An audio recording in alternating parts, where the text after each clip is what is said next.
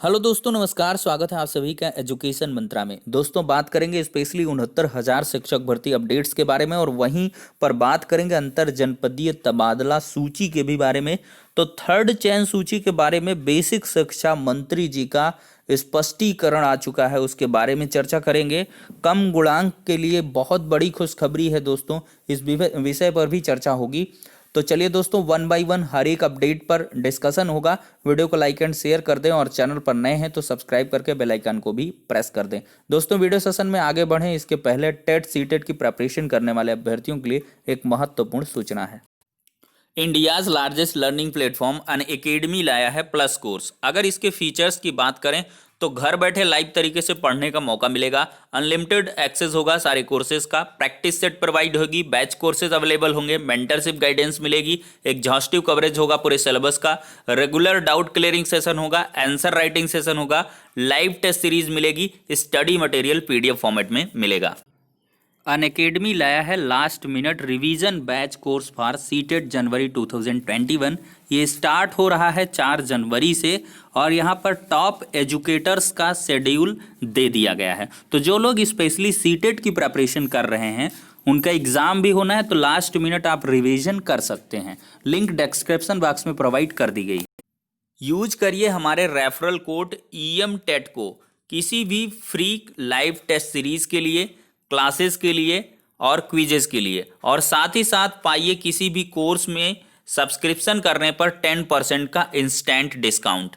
अगर दोस्तों बात करें टेट प्लस सब्सक्रिप्शन कोर्सेज की, तो यहाँ पर आपको 1 month, 3 month, 6 month, 12 month, 24 month के सब्सक्रिप्शन मिलते हैं। प्राइसेज यहाँ पर दे दी गई हैं। ज़्यादा जानकारी के लिए डिस्क्रिप्शन बॉक्स को चेकआउट कर सकते हैं। हर एक लिंक डिटेल्ड तरीके से प्रोवाइड कर दी गई है। तो दोस्तों, यहाँ पर सबसे पहले हम अंतर जनपदीय तबादला सूची के बारे में चर्चा करेंगे।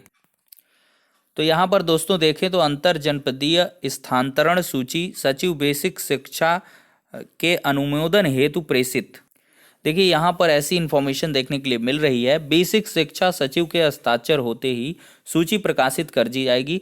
चूंकि लगभग 35,000 स्थानांतरण आदेश अपलोड करने में लगभग 3 घंटे का समय लगेगा, इसलिए 9 से 11 बजे रात्रि के समय आप विभाग की वेबसाइट से अपना स्थानांतरण आदेश डाउनलोड कर सकेंगे।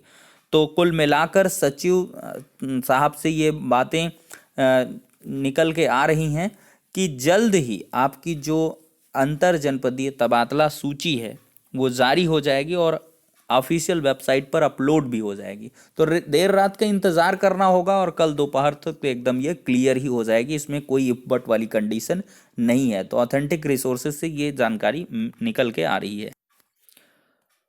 अब दोस्तों यहाँ पर हम बात कर लेंगे कम गुणांक के अभ्यर्थियों के लिए। देखिए, 69,000 शिक्षक भर्ती में चाहे वो 31,277 चयन सूची के बाद से बची हुई सीटें हों, चाहे वो 36,590 के बाद से हों, तो ऐसे में दोस्तों क्या हुआ है कि दोनों चयन सूची के बाद से, काउंसलिंग के बाद से 7,000 से अधिक सीटें यहाँ पर खाली दिख रही हैं।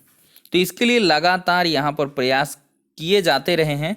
तो डॉक्टर सोमेंद्र तोमर जी हैं, विधायक मेरठ दक्षिण विधानसभा जनपद मेरठ की तरफ से।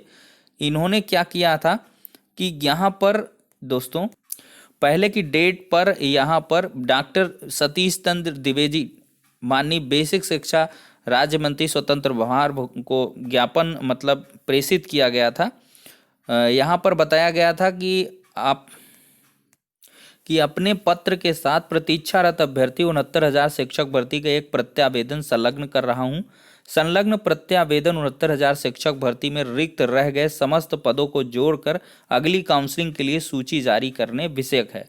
प्रत्यावेदन में अवगत कराया गया है कि 31,270, 36,590 शिक्षक भर्ती संपन्न होने के बाद अनुपस्थित अभ्यर्थी अनर्ह अभ्यर्थियों से काफ़ी सीटें रिक्त रह गई हैं तथा कुछ अभ्यर्थी नियुक्ति पत्र लेने के बाद एवं स्कूल मिलने के बाद छोड़ रहे हैं।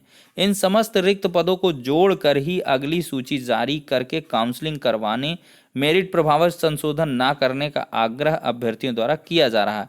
अतः मेरा आपसे अनुरोध है कि संलग्न प्रत्यावेदन को संज्ञान में लेकर उचित कार्रवाई करने की कृपा करें।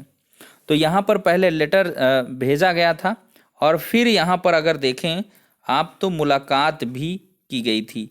यहाँ पर देखिए अभ्यर्थियों द्वारा ज्ञापन सौंपा गया था दोस्तों।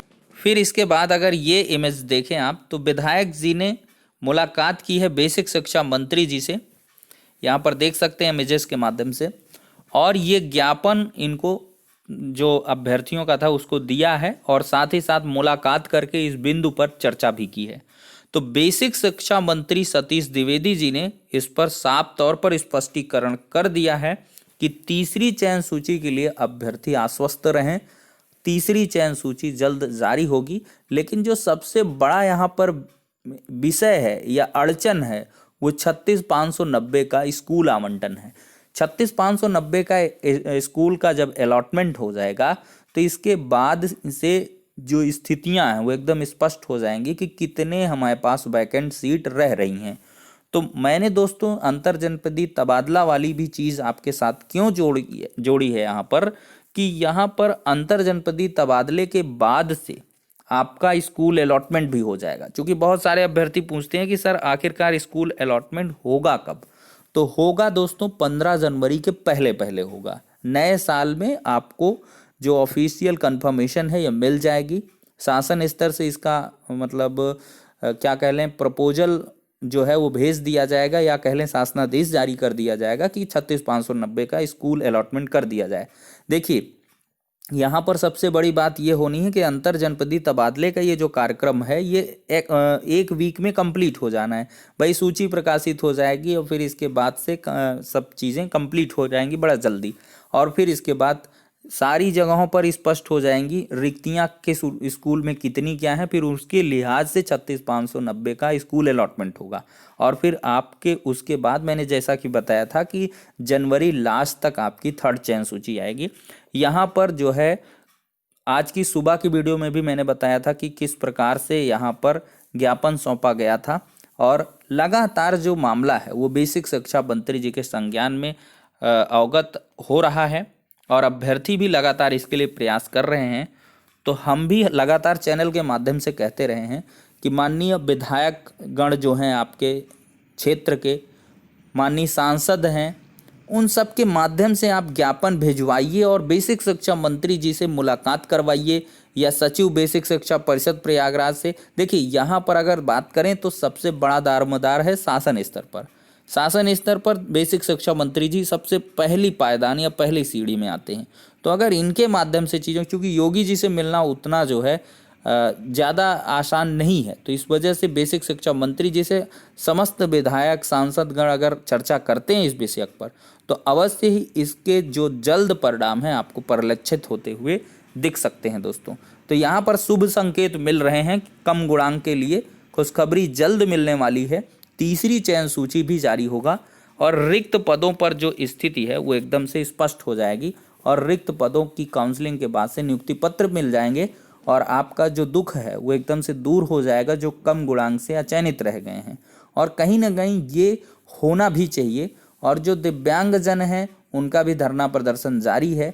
अब देखते हैं क्या कुछ होता है। मेरिट प्रभावित संशोधन की भी लगातार यहाँ पर जो मांगे हैं वो चल रही हैं, उनका भी एक बिंदु है विद्यालय आवंटन के लिए कि इनको भी राहत दे दी जाए और इसके बाद से स्कूल का अलॉटमेंट किया जाए।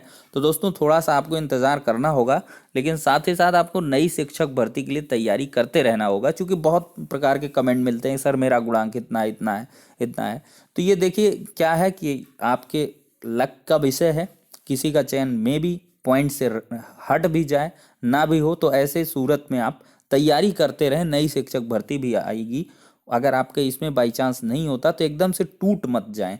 नई शिक्षक भर्ती के लिए अधाधुंध जुड़े रहें, आपको जल्द ही जॉब मिल जाएगी नए साल में। तो चलिए दोस्तों फिलहाल के लिए कुछ अपडेट थी, नेक्स्ट वीडियो में मिलते हैं।